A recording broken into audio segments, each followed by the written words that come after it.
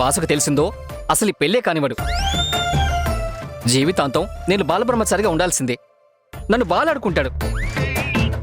ఈ సంబంధం ఖాయమయ్యేంతవరకు దయచేసి ఈ విషయం బాస్కు మాత్రం తెలియకుండా చూసుకోండి. అలాగే అన్నయ్య, మీరు నిశ్చింతగా ఉండండి. సంపుతో మీ పెళ్లిని నేను ఖాయం చేస్తాను.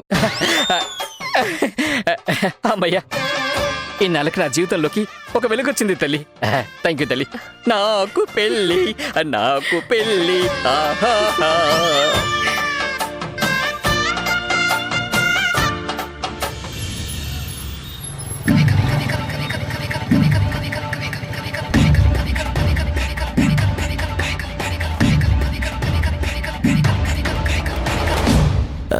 ఏంటి బ్రదర్ అర్జెంటుగా రమ్మన్నా? ఒక భారీ ఆఫర్ ఉంది, సరిగ్గా చేసేయగలవా? భారీ ఆఫరా? అవును, లోకల్ బిజినెస్ కాదు, పక్క రాష్ట్రాలకి పంపించాలి. పంపించగలవా?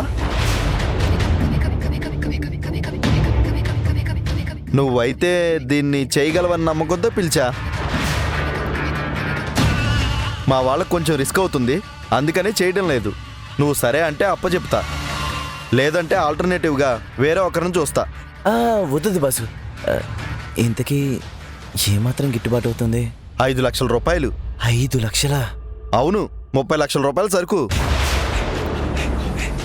ఇక్కడ నుంచి ఆ డంపుని జాగ్రత్తగా కర్ణాటక బోర్డర్కి తీసుకెళ్ళి అప్పచెప్పాలి. అక్కడ ఒక గ్రూప్ ఉంటుంది, వాళ్ళు అమ్ముకుంటారు. ఆ తర్వాత నీకు సంబంధం లేదు, ఆ స్టేట్కి వాళ్ళే తీసుకెళ్ళిపోతారు. బార్డర్ అంటే పోలీసులు చెక్ పోస్టులే ఉంటాయి కదా మరి. పైగా ఈ మధ్య భారీగా సోదాలు నిర్వహిస్తున్నారు. మరి 5 లక్షల రూపాయలు ఊరికే ఇస్తారా?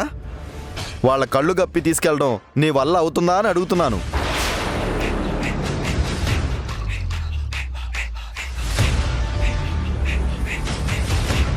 సర్లే, నువ్వు ఇంకా ఆలోచిస్తున్నావంటే అది నీ వల్ల అయ్యే పని కాదని తెలిసిపోయింది. నేను వేరే వాడిని చూసుకుంటాలే.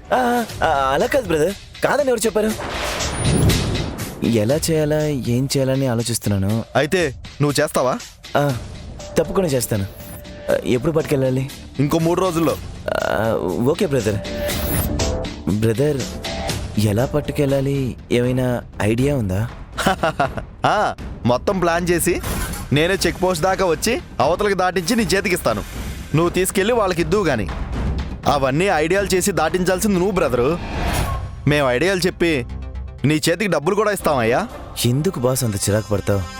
ఇదే ఫీల్డ్లో ఉన్నావు కదా, ముందు జాగ్రత్త చర్యగా ఏమైనా ఐడియాస్ ఇస్తావేమని అలా అడిగానంతే. ఆ ఐడియాలన్నీ ఆలోచించడం మాకు చేతకాకే కదా నిన్ను పిలిచింది. వీలైతే చూడు, లేకపోతే వేరే ఎవరినైనా చూసుకుంటా. లేదు బ్రదర్, మళ్ళీ దీంట్లో మరో ఆలోచనలు పెట్టుకోకు. ఖచ్చితంగా చేస్తాను. 5 లక్షలు అంటున్నావు కదా, అడ్వాన్స్ ఏమైనా ఇప్పిస్తావా? నీ చేతికి 30 లక్షల రూపాయలు సరికిచ్చి అడ్వాన్స్ కూడా ఇస్తారా? మరి రవాణా చేయడానికి కొంచెం ఖర్చు పెట్టుకోవాల్సి ఉంటుంది కదా బ్రదర్. ఆ ఖర్చులన్నీ నువ్వే భరించి ముందు సరుకు దాటించవయ్యా. సరుకు దాటించగానే నీ చేతికి డబ్బులు వస్తాయి. సరే బ్రదర్, ఎప్పుడు కలవమంటావు? ఎల్లుండి పొద్దున కలువు. సరుకు ఎక్కడ కలెక్ట్ చేసుకోవాలో చెప్తాను. నువ్వు ఎలా తీసుకెళ్తావో నీ ప్లాన్ ఏంటో కూడా నాకు చెప్పు. సరే, నేను నీకు సరుకు తీసుకెళ్ళేటప్పుడు ప్లాన్ చెప్తాను. Okay, thank you brother.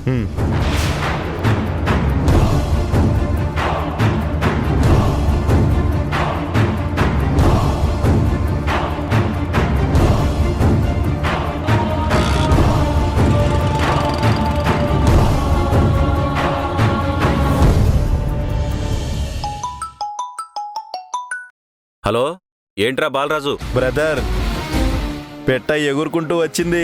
చేస్తాడంట. సూపర్ రా. ఎప్పుడు? 3 రోజుల్లో. ఈలోపు కుదరదా? భారీ డంప్ అంటే మన దగ్గర స్టాక్ రెడీగా పెట్టుకుంటావేంటి? అన్నీ కలెక్ట్ చేయాలి. రావాలి, టైం పడుతుంది బాసు. సర్లే. అలాగే బాస్. అక్క, ఆ ప్రణయ్ గాడు వచ్చాడంట. డంపుని తరలించడానికి ఒప్పుకున్నాడంట. వాడికి 5 లక్షల కమిషన్ మాట్లాడాడంట. 5 లక్షల కమిషన్ వాడి చేతికి ఇవ్వడానికి వాడుండాలి కదా. జైల్లో ఉన్నోడికి 5 లక్షలు ఎందుకు ఇస్తాం? ఆన్ ది వే వెళ్తూ దారిలో ఫ్రూట్స్ అవి తీసుకోవాలి. అలాగే. మళ్ళీ కాదంటే కన్నీళ్లు పెట్టుకుంటావు కదా. భార్య కన్నీళ్లు పెట్టుకోకుండా చూసుకోవడం మీ బాధ్యతే మరి.